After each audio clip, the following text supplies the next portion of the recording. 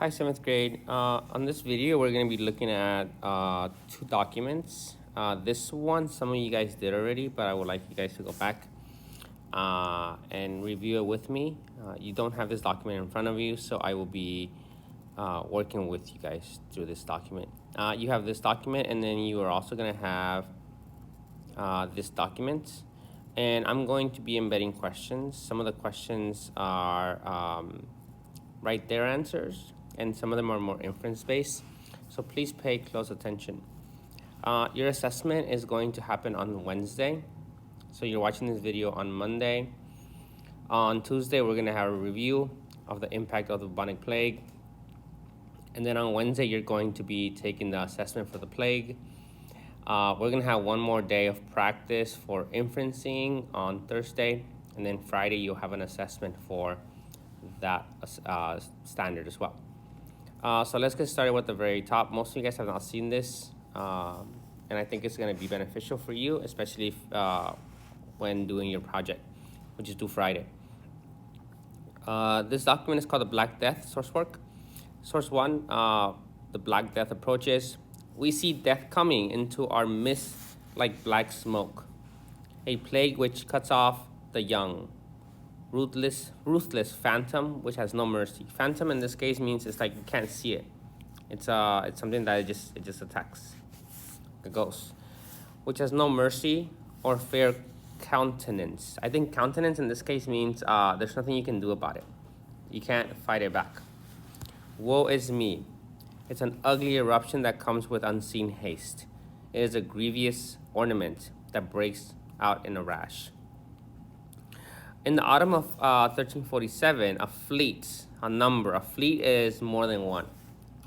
A fleet of Genoese trading ships. Genoa is, you can't really see in this map, but Genoa is located in it's located in Italy. I believe it's in the north, okay? Where was I? Genoese trading ships loaded with grain left the Black Sea. The Black Sea is located, I'm going to erase this. The Black Sea is located right here. Okay, I'm coloring it in. And they're coming from, that's a really ugly color. They're coming from Kaffa. Most likely coming from Kaffa. Kaffa is one of those words that you need to know. Kaffa is located here. Okay. Genoese trading ships loaded with grain left the Black Sea. Port of Kaffa, it's spelled differently here, except for except for Messina. So they're going from here, they're going here, and then they're gonna go here. Messina is here, remember? Okay, it's on the island of Sicily. Townspeople began to fall sick and die. Imagine stuff like this just happening, like out of the blue. Like, what's happening and why are these people dying? So think about what might be the emotion that people are feeling. What can be the inference that you can draw from that? What can be the inference that you can draw from seeing this stuff, right? Within months, the disease that Europeans call the Black Death was raging throughout Italy. Again, Italy is the boots. It includes all of this. Let me erase all that. Italy is all of this, actually. That's Italy, home of the Roman Empire. Within months, the disease that Europeans call the Black Death was raging throughout Italy. By 1348, so a year after, it had reached Spain and France. Spain is Spain is actually this country right here. Okay, that's Spain, and then France will be like this right here. Close enough. So parts of Spain were impacted at different times. Like this part was impacted. It looks like that was impacted a little later. 1347. Let me erase this again. 1347 is the dark areas. I need to 1347 were the dark areas. So this right here, I can't even erase. That's the eraser. Sorry. 1347 is this, the darker areas, right? 1348 is the gray areas.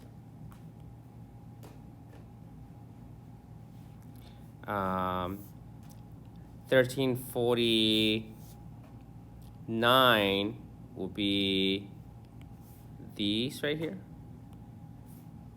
So you see how it's moving up? It's moving north. It starts with the dark areas and the yellow, and then these other areas. So it's moving north. Okay. Within months of the disease that Europeans called the Black Death was raging throughout Italy. By 1348, it had reached Spain and France. From there, it ravaged the rest of Europe, where 1 in 3 people died. See the map. We saw the map. Now, one thing that I want you guys to think about is, what is the meaning of the word ravage? What is the meaning of this word? It's here somewhere. From there, it ravaged. From there, it ravaged the rest of Europe, where 1 in 3 people died. So in this case, ravage means destroyed, attacked. Okay. Map depicting the spread of the plague. So we talked about the map already. Again, you will need to know where it was the first locations where the plague entered Europe. And the plague entered Europe through the south. Okay, it came this way, through the south.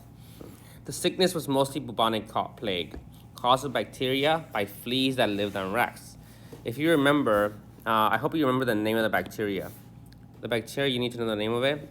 It is called Yersinia pestis. It's on the board. It's a bacteria. It is not a virus.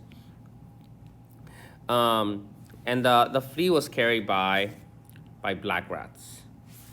In crowded, filthy medieval cities, remember, this is the 1300s, so it's not like people have clean cities, right? They don't have toilets. They don't have sewage systems. The trash they toss out the window. So it's pretty disgusting.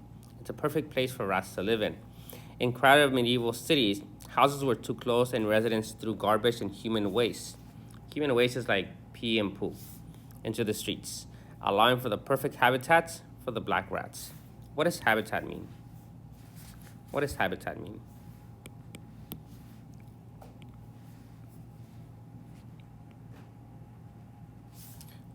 Habitat in this case means home, a place where they thrive.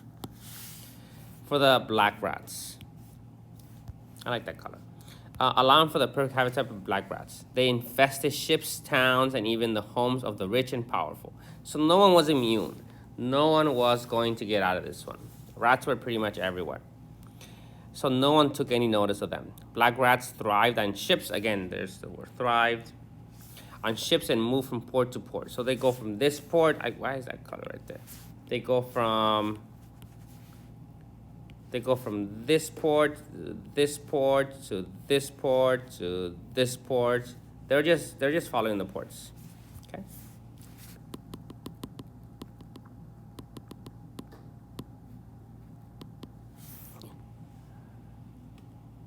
Bringing the fleas with them. Rats, however, were susceptible to the disease as they began to die from the plague. Susceptible in this case means that they actually they died as a result of the plague themselves, right? They did die, but when the flea was like, "Ooh, this is not nice anymore. This rat is cold," they jumped to another rat, or they jumped to a human being. Fleas sought new hosts from which to feed humans. A host in this case means a new thing, a new living to live on, because their old host, the rat, had died. Now they need a new host. They can jump on another rat or a dog even, or they can jump on a human being. Once infected, death was inevitable. What does inevitable mean? Why is this thing so dark? Once infected, the death became inevitable. Inevitable in this case means it's going to happen, most likely. Now, I don't think that's necessarily true, though. I think that you could catch the plague and still survive. I don't think the plague was, this plague in particular, I don't think it was 100% deadly. I think that you could catch the plague and still survive. Now, you might be, your health might not be the same as it was before, but I don't think that it was 100% that you would die. But chances are you most likely were gonna die. Yeah, and occurs swiftly. Swiftly means quickly, usually within 3 to 4 days. So again, this is the context clue here. If you die in 3 to 4 days, that's really quickly. So that's what this is, swiftly. You have to learn how to look at context clues in order to determine meanings of words. The first signs of infections appear within 2 days of exposure. So this document and this video is going to help you develop your survival booklet that's due Friday, because it does talk about what are the symptoms, right? The first signs of infection appear within 2 days of exposure and include these are some of the things: dark, almost black buboes or boils. So this is actually one of the later stages. The buboes come a little later. At first, you get a lot of the symptoms that you get like when you have a cold or the flu, like aches on your limbs, you get headaches, you might get a fever. Those are the early symptoms. The later symptoms are these guys, the buboes. Remember the buboes? The things that appear on your under your arms, and your neck, and your groin. It's like this inflammation that appeared in an infected person's armpits and groin area, and also the underarms. It was for these dark buboes that the Black Death was named. So the buboes, because they're dark, they call it the Black Death. A sudden high fever and severe pain through the body, especially in the joints. The joints are your, if you fold your elbow, that's your joints. If the back of your knee, that's your joints.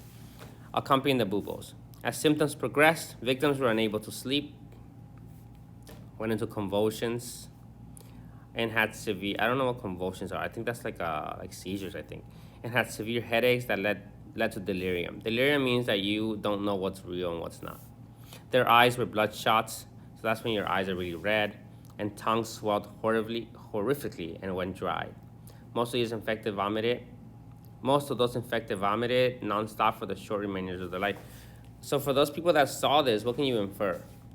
The people that saw sick people, what can you infer about those people? What do you think they thought, right? They probably thought that, oh my God, this is the most disgusting thing ever. I feel so bad. But you have to remember, like, the people that were sick, they have family members, and they want to take care of them. But I don't know if they could. But imagine the feeling that they felt seeing their father, their son, their daughter, grandma, grandpa look like this. It's an awful experience. Source 3 from the Cameron describing the symptoms. So the Cameron was written by Giovanni Boccaccio. This is an Italian man who wrote about the plague, and that's why we know a lot about the plague, because of him. Giovanni Boccaccio was the one that described the plague. The symptoms were not the same as in the East, so in Asia, where a gush of blood from the nose was the plain sight of inevitable death. So in Asia, the symptoms were slightly different. I don't know why they were different. Maybe the strain was different, I don't know. But in Asia, it looks like people had a lot more nosebleeds.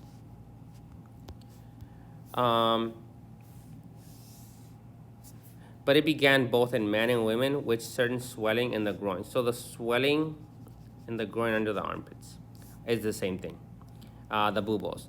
They grew to the size of small apples or an egg, more or less, and were vulgarly called tumors. In a short space of time, these tumors spread, so the buboes spread from 2 parts all over the body. So maybe from your neck to your underarms to your groin. So if you remember, the lymph nodes are these things that we have in our bodies that fight off an infection, right? They're like glands that we have that fight off infection. And when we have an infection, they tend to swell. That's why when you go to the doctor, they usually check your neck. They just, not your neck, it's like your, behind your jaw. They check to see if those are inflamed. If they're inflamed, you probably have some sort of infection that your body's trying to fight. So with the plague, these got really swollen, these lymph nodes. In a short space of time, these tumors spread from 2 parts of the body, maybe from here to here to here. Soon after this, the symptoms change and black and purple spots appear in the arms or thighs or any other part of the body. Sometimes a few large ones, sometimes little ones. So again, they're talking about the lymph nodes. Okay, so there's different types of plague. In this class, we've talked mainly about the bubonic plague. I'm not gonna talk about these guys because I'm not gonna assess you on. Okay, I'm not gonna focus on these. So the bubonic, this strain attacked the lymph nodes. Remember, the lymph nodes are those glands under your neck, under your arms, and your groin, found in the human neck, armpit, and groin. When infected with the plague, these areas become very swollen and turn dark blue or nearly black in color, black plague. This is the least deadly of the 3 plagues because it cannot be transmitted between humans without a carrier such as a flea. So this plague, the bubonic plague, you can't, if you have the plague and you are near someone and you cough on them, you can't, like they won't get infected. They won't get infected. The only way they get infected is if the person that has the plague has a flea and the flea jumps from the infected to the non-infected and bites them and transmits the bacteria. That's the only way you can infect the person. It's not like a cold. It's not a virus that if you cough on someone or you spit on someone, that you're gonna, you're if you spit on them, you might transmit it because of the bacteria. But why would you want to do that? But this one is not. You can be in the same room with someone and not get it. Now, you will probably get it because if you're close enough to them, they have fleas, the flea might jump on you. Just the only way. This is the least deadly of the 3 plagues because it cannot be transmitted between humans without a carrier such as a flea. Mortality rate between 30 and 70%. Like I said before, just because you got the plague doesn't mean you're gonna die. This is a really wide percentage between 30% and 75%. The problem is that you're gonna get sick and it's not gonna be pleasant. Today it's treated with antibiotics because we have things that can kill the bacteria. There's other forms of plague. I'm not gonna focus on those because I don't wanna confuse you. Let's see.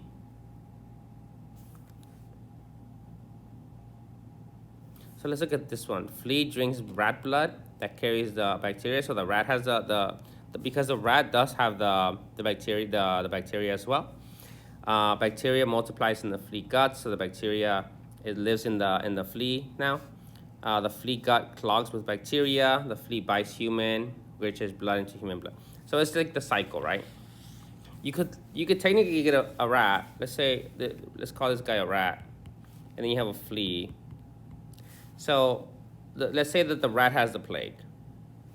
The flea doesn't. The flea jumps into the rat. Now the flea has the plague. Okay. So you see how the rat infected the flea here? It can also be the other way. You can have a flea, and then you have a rat, and the flea has a plague. The flea jumps onto the rat, gives it the plague. Okay. Then another flea jumps into this rat and gets the plague. It's a cycle.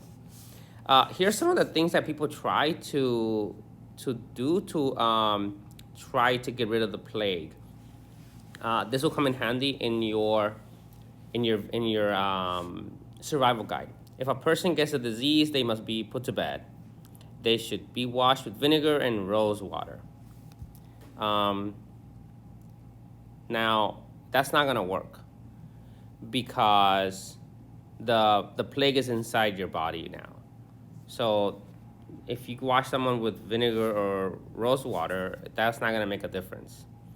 Now, if you don't have the plague and you have lice or fleas and the flea hasn't bitten you, then this might work because you're washing yourself, right? The point is to wash yourself, but they didn't know that. So that might not be the best solution. The swelling associated with the Black Death should be cut open to allow the disease to leave the body. A mixture of tree resin, roots of white lilies, and dry dry poop excrement should be applied to the place where the body has been cut open. Now, if you didn't stink before, now you're definitely gonna stink. This is called lancing the bubo. Now, this is also not gonna work because the disease is everywhere in your body. And this is actually gonna make it, you're actually gonna die probably faster because now you're exposed, you're bringing in more bacteria into the disease, into the bubo, into the open wound. This is gonna be a double negative. This is gonna be really bad. The disease must be in the blood. They thought the disease must be in the blood. The veins leading to the heart should be cut open. This will allow the disease to leave the body. An ointment made of clay and violence should be applied to the place where the cuts have been made. Now, this is called bloodletting or bleeding. The problem with this is that, yeah, the disease is in the blood, but by bleeding people, you're not gonna like allow for all the disease to come out. The disease is everywhere, especially in your lymph nodes. And what this is gonna do is it's gonna really hurt the person because now they don't have blood. They're already really sick, and by bleeding them, they're gonna make them more sick. Next one, do not eat food that goes off easily and smells badly, such as meat, cheese, and fish. Instead, one should eat bread, fruit, and vegetables. This has nothing to do with the plague. This is just nonsense. I don't think these people were eating a lot anyways. Now, maybe this one looks like this is to ward off the plague. So some of these were actually done to like stay away from the plague. So, but this one wouldn't work because this is if a person gets a disease. This one, nothing to do with anything. The street should be clean of all human and animal waste. It should be taken by cart to a field outside the village and burned.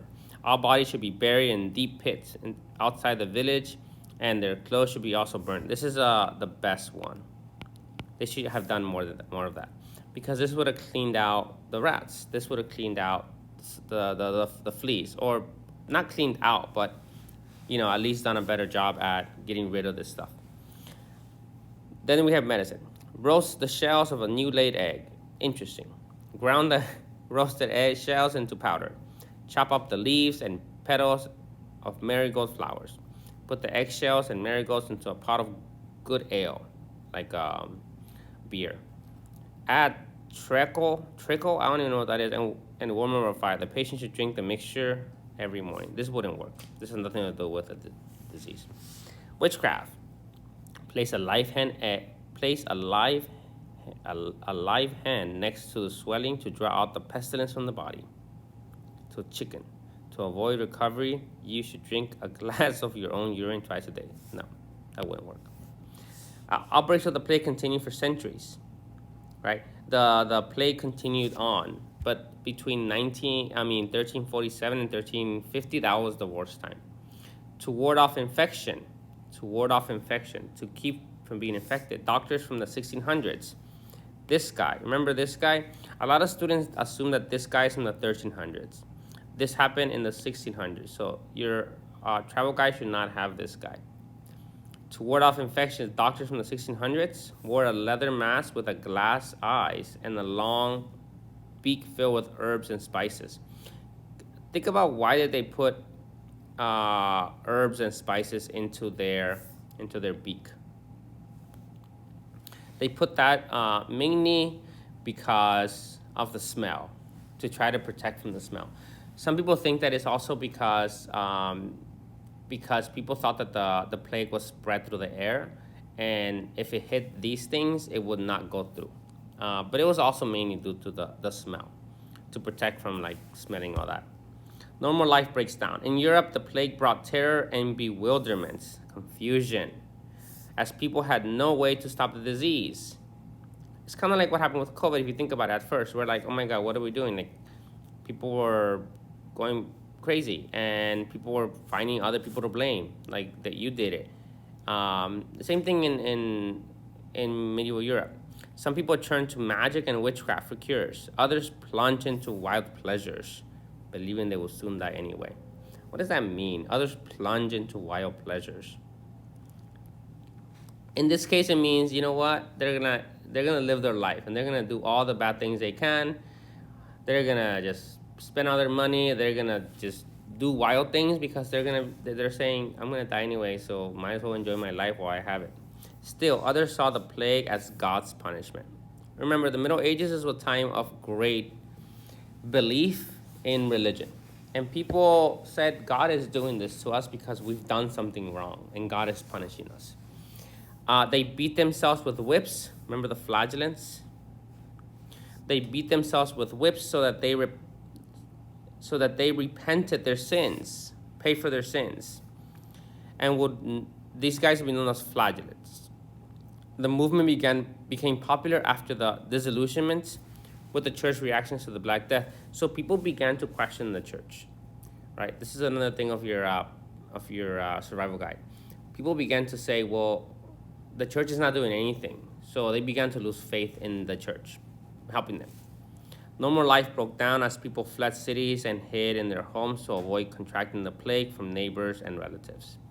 Fear and ignorance, same thing that happened during COVID. Fear and ignorance led people to blame the disease on groups who were already hated. In Spain, the Muslims were blamed. This is going to be our next unit. The Muslims were blamed. In France, and in France, the English were blamed. But Jewish people more than any other group were singled out, right? The Jewish people were singled out more than anyone. And there's a particular reason why. Jews were less susceptible to the Black Death. What does susceptible mean here? Jews were less susceptible to the Black Death than their neighbors, right? Jews were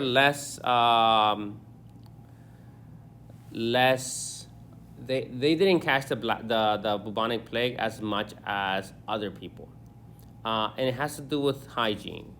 Culturally, the Jewish people valued personal hygiene more. Personal hygiene means is that they probably shower more often. They shower more often. They lived cleaner lives. And as a result, they got the plague less because they're not around filth as much, or they shower more often. As a result, they don't get the flea that spreads the plague. So people saw that and they're like, wait, why aren't you guys getting sick? It must be you doing this. Jews were accused of poisoning the wells, putting poison in wells. That's another thing that people thought caused the plague, the wells that the Jewish people supposedly poisoned. In one Swiss town, every Jew was rounded up and burned to death. Hundreds of other massacres of Jews took place in Europe during the plague. So this was the Jews being blamed. Here's an image of what that might have looked like. Burning of Jews accused of spreading the plague. The economy suffers. So remember, the economy has to do with money, has to do with trade, has to do with production of goods. As the plague kept recurring in the late 1300s, the European economy plunged to a slow crawl. So we want an economy where there's a lot of money, where people are trading, where people are buying stuff, and similar to COVID, right? Remember when COVID happened? The economy came to a halt. No one was driving to work. Everyone was at home. If you went to the gas station, gas was like $2, which is amazing because no one was driving, right? And so gas prices went down. Airlines lost billions and billions of dollars. Hotels lost billions and billions of dollars. Like no one was going to school. But then there was other things that came up, like Zoom. Like those companies became popular. So the economy was shifting a great amount, okay? When workers and employers died, production declined. Survivors demanded higher wages. So if you have 100, let's pretend we have 100 employees and 40 of them died. We still need 100 employees, right? We still need 100 people to work for a certain business. So the 40 that are left are like, hey, if you don't give me more money, I'm not going back. So that forces people to pay those people more. So the plague was an awful event, obviously, but there were some positive things that came out of it. Those people that survived, they were able to now demand for higher wages because people needed workers. Survivors demanded higher wages. Landowners and merchants pushed for laws to limit wages. So these guys, they don't want to pay, right? To limit rising costs, landowners converted cropland to farmland for sheep raising which required less labor. So some of these landowners that couldn't pay for these peasants, they were like, okay, fine. I'm gonna just change my manner, not to farming, but to like grazing. I'm gonna just, raise animals. So that changes the feudal system, because the feudal system is based on agricultural production that is done by farmers. Villagers forced off the land look for work in town. So these villagers who don't have any more work to do because the land was changed, now they leave and they go to the cities or they go to towns. That is at the root of the breakdown of feudalism, right? These peasants that survive, that they don't want to pay them anymore, they leave, and when they leave, the feudal system falls apart, because now you don't have that huge base that is required in the feudal system, which is the farmers. There, guilds limited opportunities for advancements. Guilds are groups, are like clubs. Coupled with the fear of the plague, these restrictions sparked explosive revolts. Bitter, angry peasants rampaged in England, France, Germany, and elsewhere.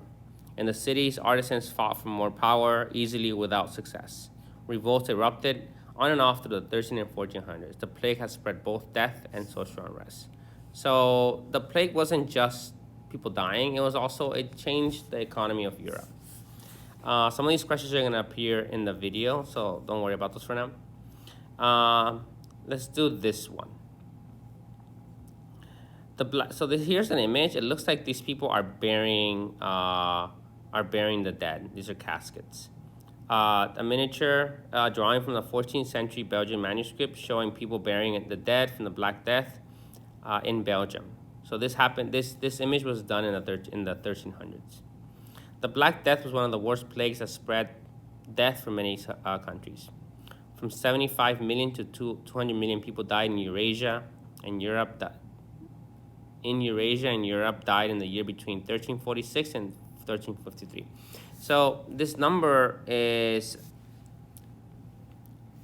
includes both Europe and Asia, which is an insane amount of people. In California, to give you a perspective, the United States has about 400 million people today. California has about 41 million. So think of all people in California times 2, at the very least, dying during the plague, which is an insane amount. It moved west along the Silk Road. Remember, the Silk Road is the straight route. Maybe with the Mongol troops reaching Eastern Europe by 1343. So Eastern Europe will be here. I'll color it in orange. Eastern Europe will be here. Okay.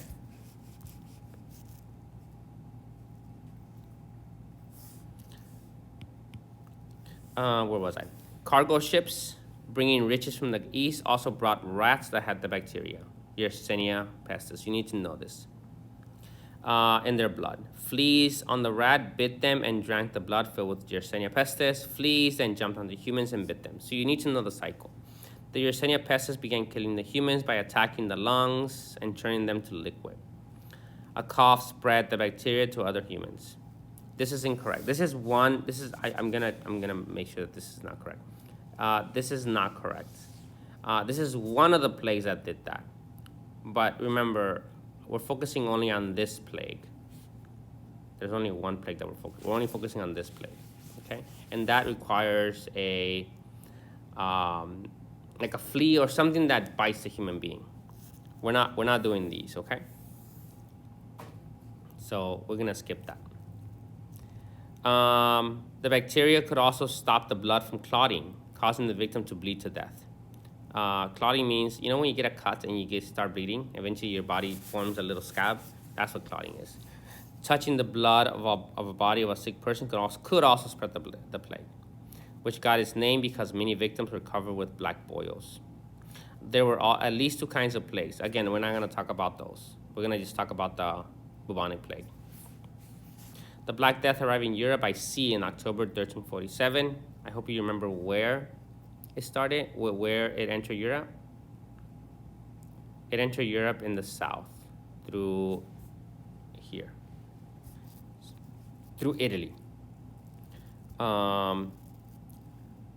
when 12 trading ships docked in Sicily after a long journey through the Black Sea. Most of the sailors were dead, and those that were still alive were very sick. The death ship were ordered out of the harbor, but it was too late. And thousands in Sicily died. The expelled ships brought the disease to other ports in Italy and France. Over the next 5 years, the Black Death will kill almost half the population of Europe, 25 million people. Henry Knighton, an Augustinian priest of St. Mary's of Leicester in England, wrote several books about the history of England. This piece is about the Black Death.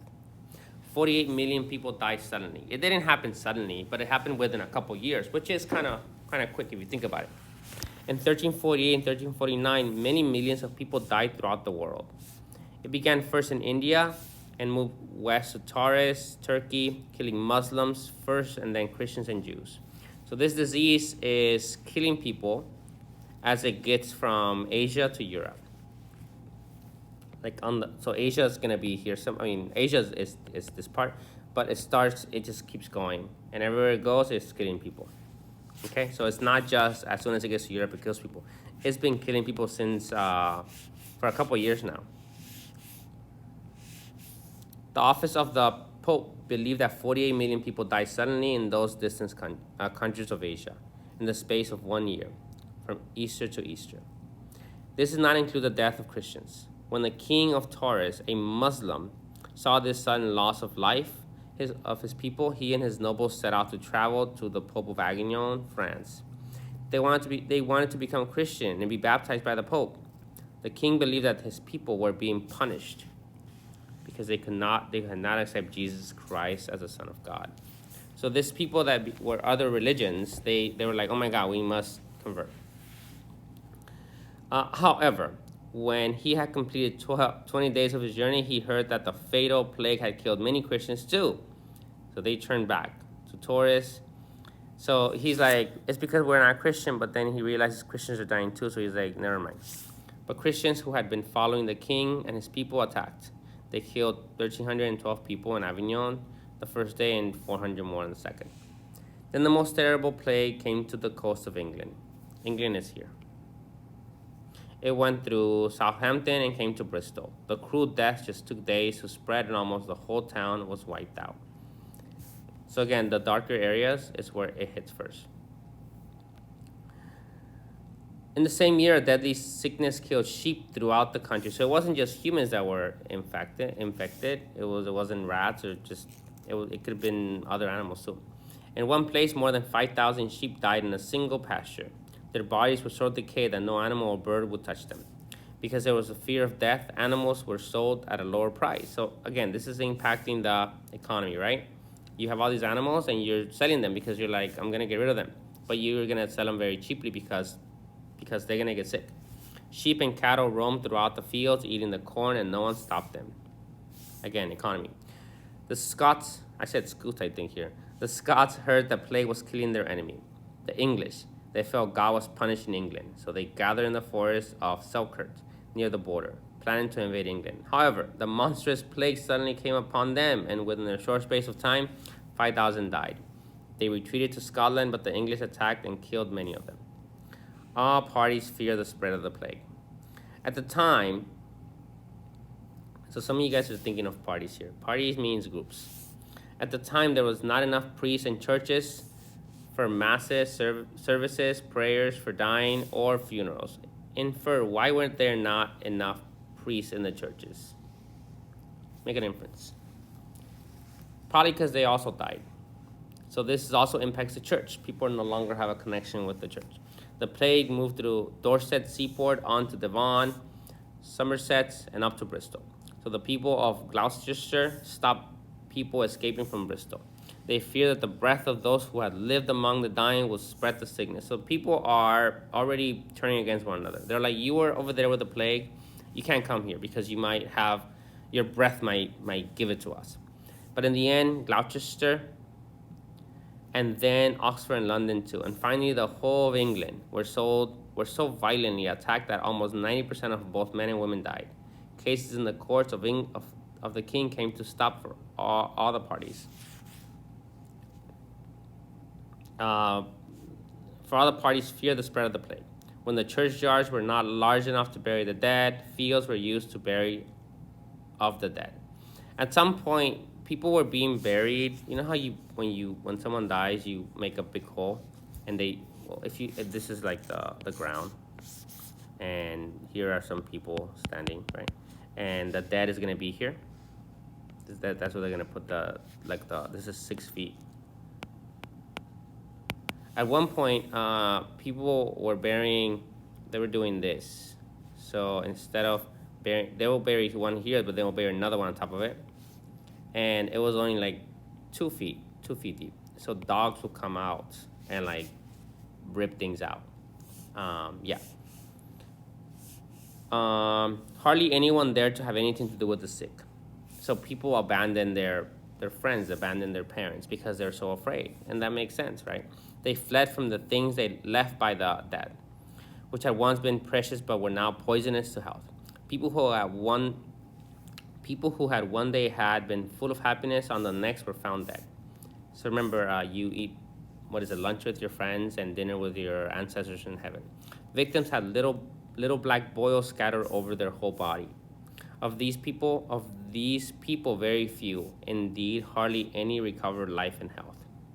The plague, which began in Bristol on the Feast of Assumption of the Virgin, and in London around, I don't know what that is, September 29, raged for more than a year in England. So this document is focusing mainly on England, and completely emptied many villages.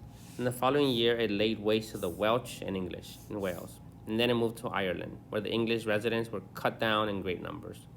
But the native Irish living in the mountains and uplands were scarcely touched.